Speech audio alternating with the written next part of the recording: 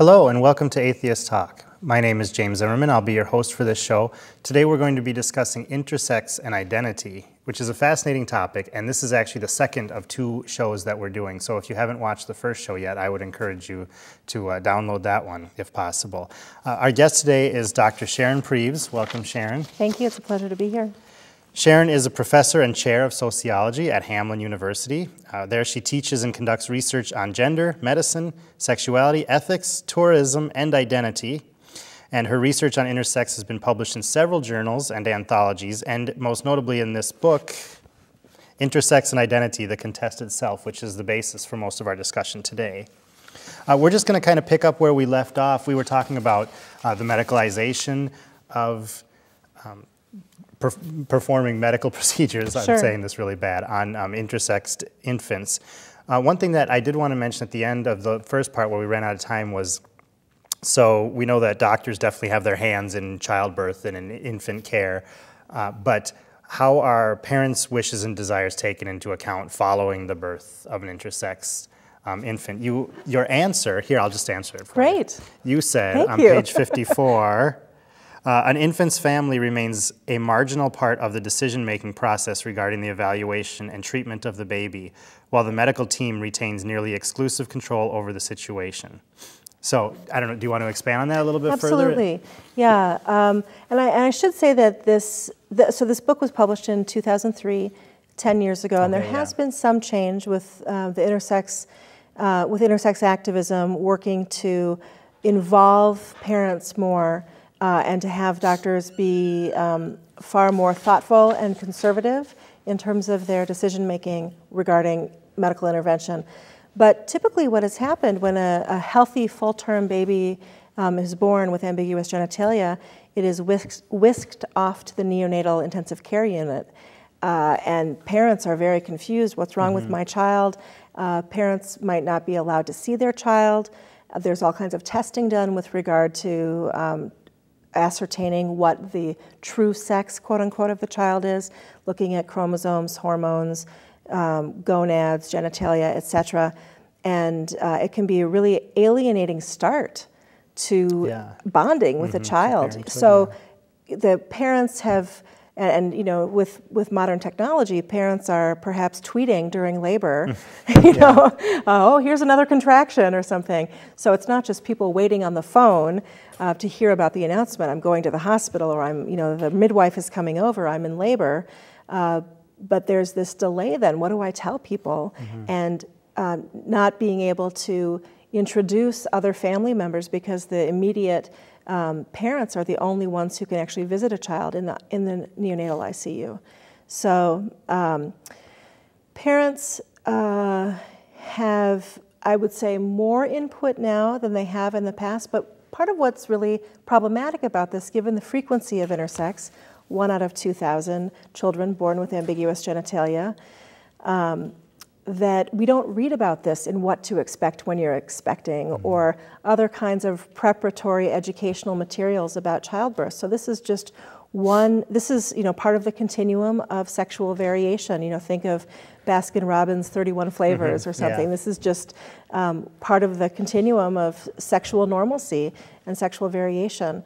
And for parents who haven't had any education about this or preparation that this is possible, particularly for new parents, you know, with a first birth, there's so much anticipation about having a female or a male child that they are really quite dependent on anybody who could be seen as an expert to give them information about this. And so oftentimes decisions are made very hastily with regard to surgical intervention or hormonal intervention that then a parent might later regret because they didn't have the time, they didn't take the time, they were told that there wasn't the time, that this was treated as an emergent situation to get educated about this. So let's move away from the parents for a little while. We might come back, but let's talk about the effect on the individual, especially after infanthood when they've grown. There's the desire to fit into social norms. There's varying emotions. Maybe you want to touch on that a little bit? Sure, yeah. Well, what I heard when I went into this research, I expected people to really want to talk a lot about gender and sexual identity. And I should say, I'm not intersexed myself, so this was a very educational process for me. And and I also I really expected people to somehow look more androgynous or something. And what I found was very typical female and male appearing people who didn't have a whole lot of interest whatsoever in talking about gender or sexuality because they had been under such scrutiny with regard to their gender and sexuality throughout their youth and puberty. What they really wanted to talk about was trauma and shame and alienation and stigma.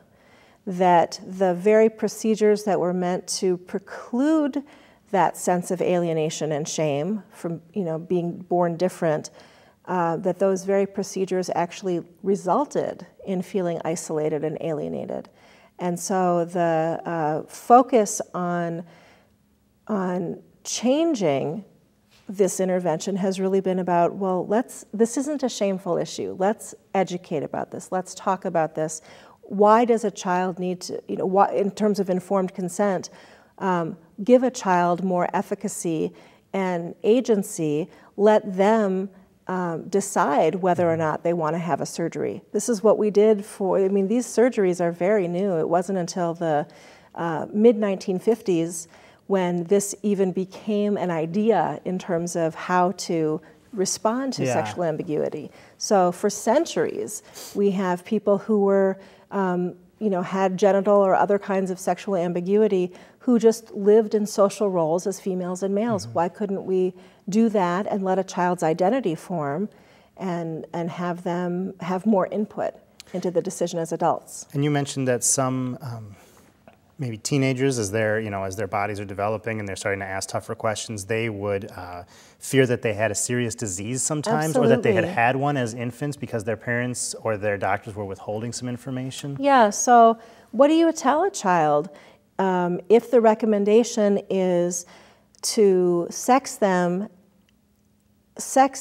solidly as female or male as early as possible so that they create this gender identity that's very stable as feminine or masculine? It's really all about creating heterosexual adults. Yeah. If we can't figure out what sex you are, how are we going to figure out whether you're gay, bi, or straight? And if we don't know what sex you are, you don't even fit into that model to begin with.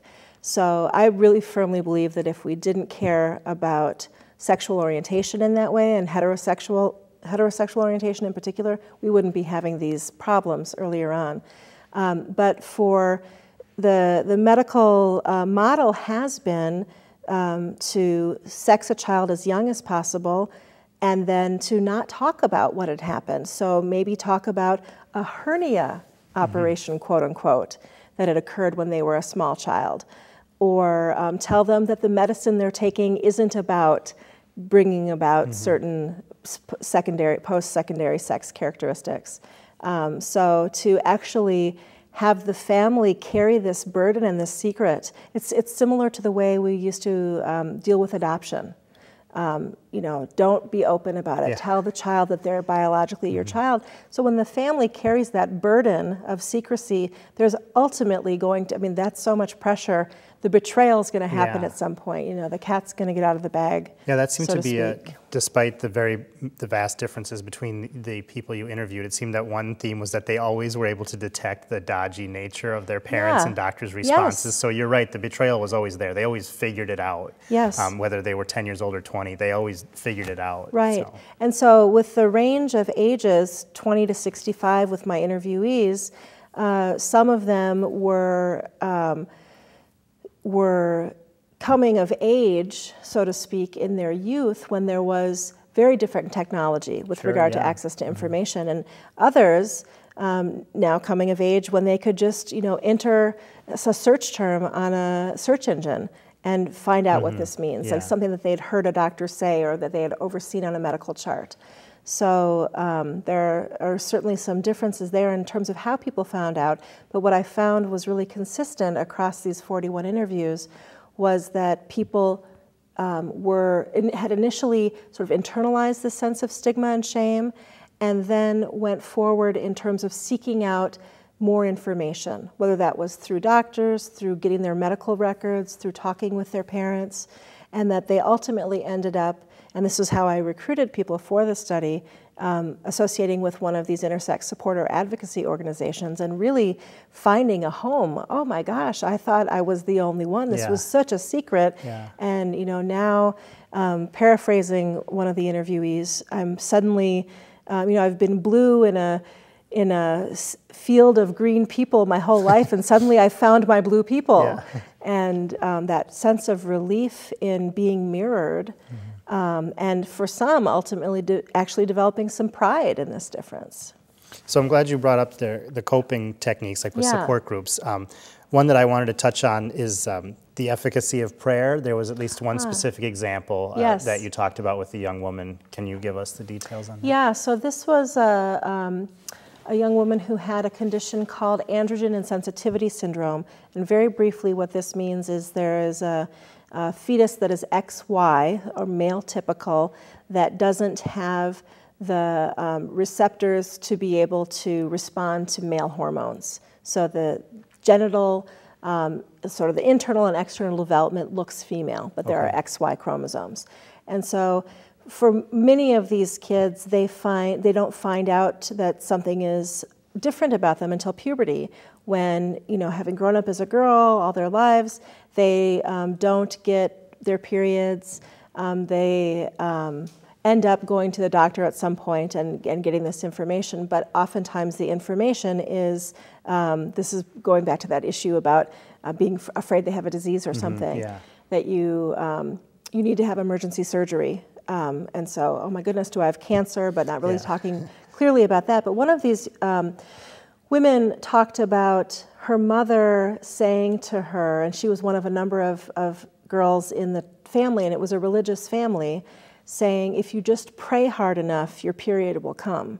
And so she prayed and prayed and prayed, and she's going on 15, 16, 17, and the period isn't coming. And so she, I think, as she said in the interview, that it was a lot of wasted time. But I think it also created an even more sense of alienation. If this is what my parent is telling me is supposed to work, and I can't get help anywhere.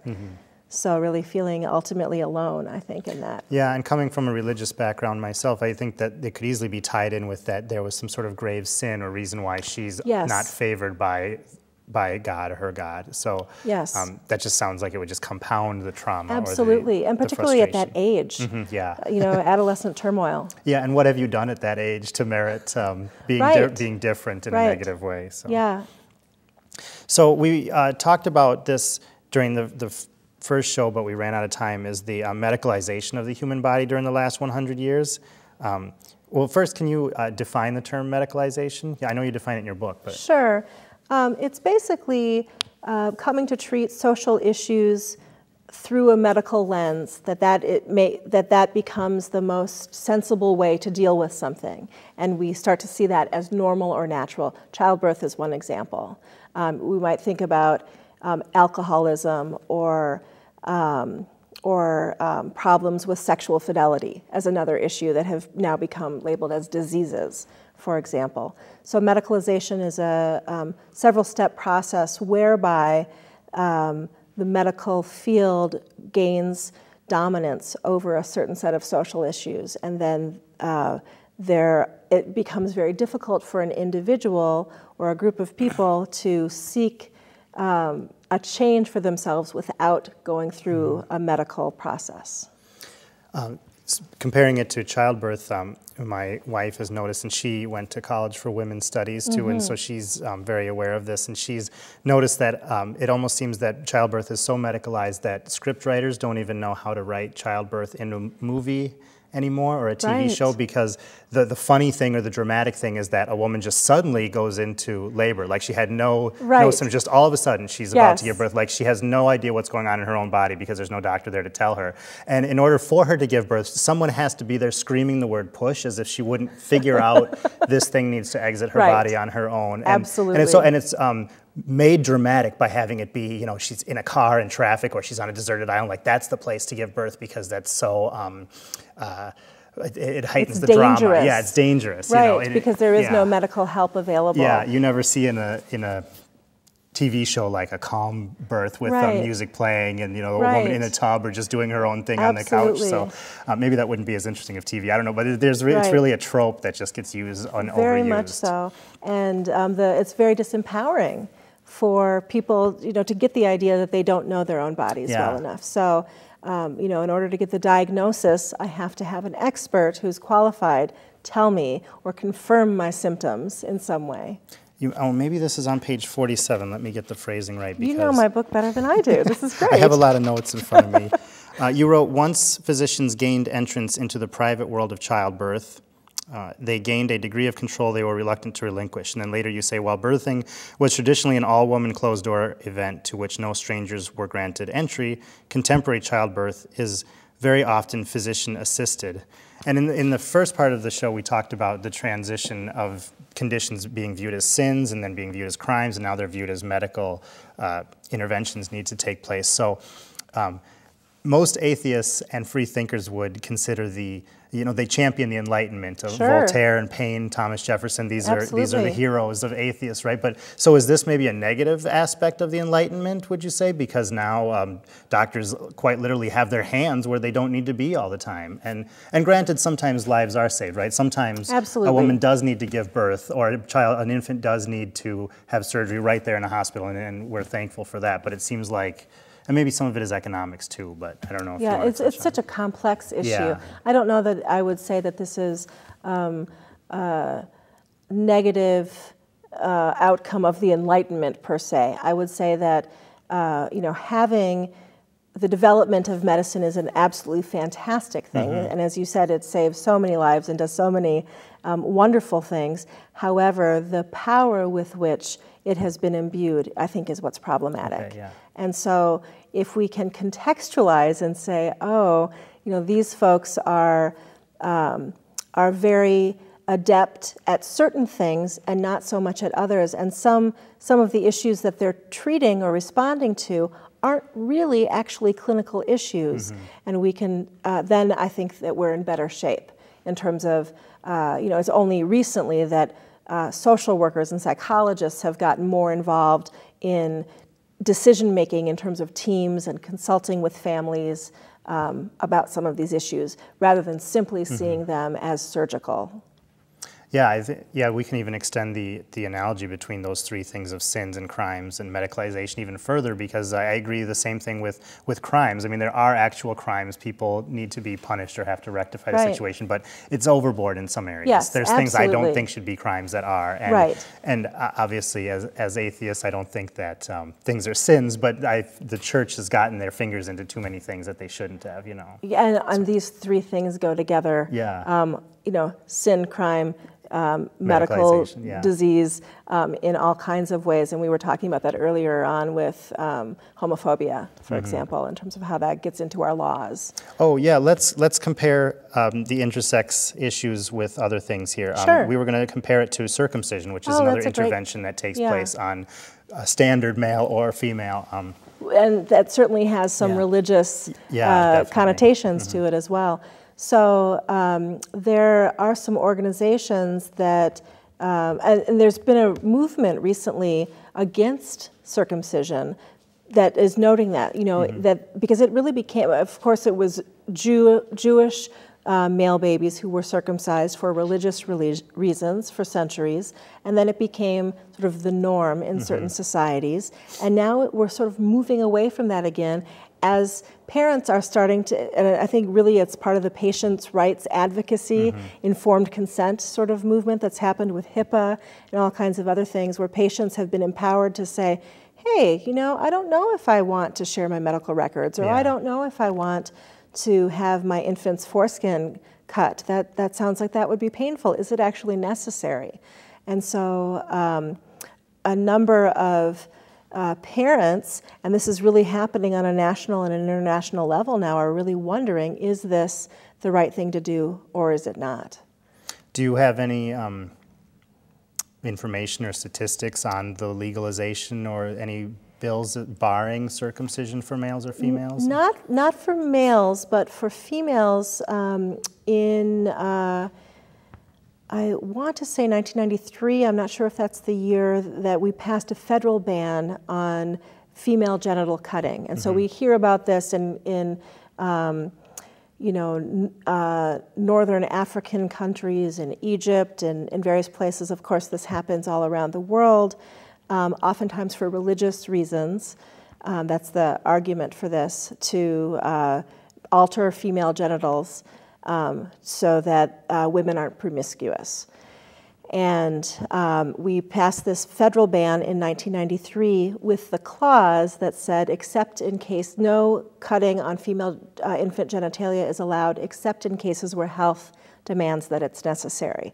And so this is where intersex fits into that loophole. Oh, sure, yeah. And so some intersex activists actually unsuccessfully lobbied Congress, U.S. Congress, to extend that ban to include intersex genital mutilation. We're not there in terms of any legislation that I'm aware of with regard to male circumcision, but there is an organization, nocirc.org, I can't remember the name of the entire organization, that gives more information about an activist group that is actually arguing very strongly against the benefits of male circumcision. Intactivists.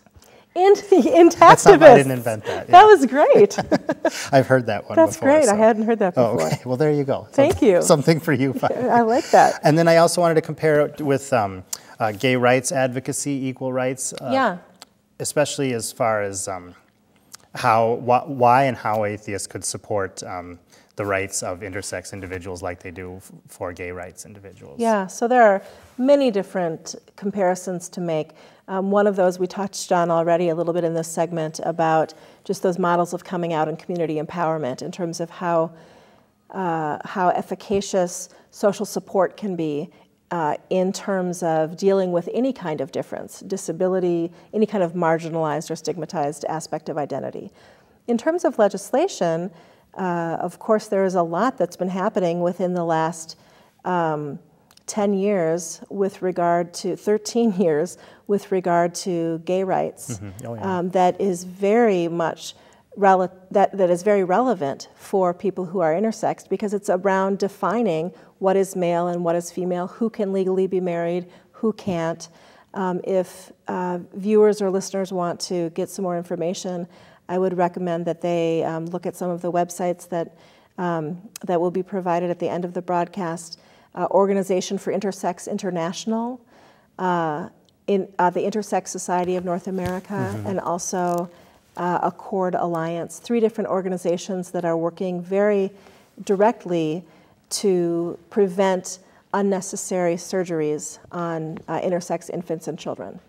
And the United Nations actually just in a recent, this was in February, passed a bill on trauma, and they endorsed language that banned unnecessary surgeries on intersex infants and children.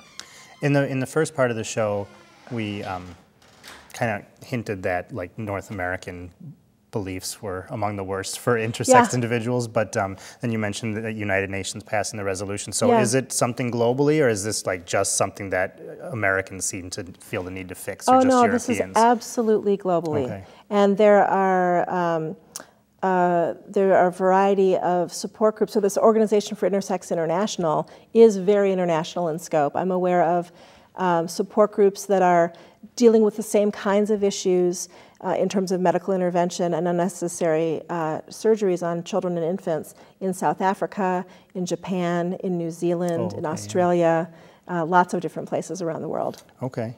So I was going to ask how we learn more. What are some good resources? You just mentioned a few, but you also listed Advocates for Informed Choice is a good website. Yes, we have like 3 minutes. Sure. Advocates for Informed Choice is a relatively new organization that is dealing a lot with some of the legal issues and implications with regard to intersex. So we have laws that protect children with regard to informed consent. Of course, parents become patients by proxy when making medical decisions on behalf of their children. If a child is considered disabled in some way, there are sometimes laws that come into play with regard to parents having to get legal permission to be able to sort of have sort of a neutral third party, a judge decide whether or not this is in fact the best choice for the child. So Advocates for Informed Choice looks at some of those implications in terms of thinking about informed consent in some really very specific ways. There's also a group that has, and I'm forgetting their name, so I'm not going to mention it well, that is working on narratives of very contemporary international narratives of intersex individuals, and I want to say that it's called Intersex Voices, but that's not it. It's kind of like an online anthology. Yeah, very similar to the Trevor Project. It gets better. If viewers looked up "No Body is Shameful," they will find that.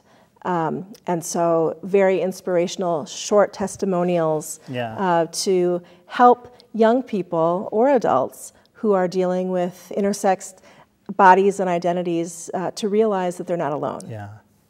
And then you mentioned the book, Fixing Sex, Intersex Medical Authority and Lived Experience. Yeah, this is by medical anthropologist Katrina Karkazis, and what she does in this book, which I believe was published in 2008, is go beyond my interviews with just adults who were intersex, but also talk with parents and doctors as well. Oh, okay. So it's sort of a trifecta. Yeah. Did she work in collaboration with you? Or? We have worked together in various ways across the years quite a bit. And then, of course, there's your book, Intersex and Identity, The Contested Self. Where's that available? It's available, it's Rutgers University Press that published it. It's currently in its third printing, I'm very pleased to say. And viewers can buy that on Amazon or through the publisher directly, Rutgers University Press. So you can find it online, definitely. Absolutely. All right, well, thank you again for your time. Thank you so much, James. And thank you for watching the show. We hope that you enjoyed the information and learned some things, and feel free to contact the resources that Sharon listed, which will show on the screen. And if you want to learn more about us, please contact us at the information you see on screen. We'll send you a copy of our newsletter, The Minnesota Atheists, where you can find out more about our activities. And if there's anything that you'd like to see on the show, let us know that too, because we'd be happy to have on other guests that deal with interesting topics for the community, especially for the free-thinking community. Because if you're interested in us, we're interested in you. Thank you.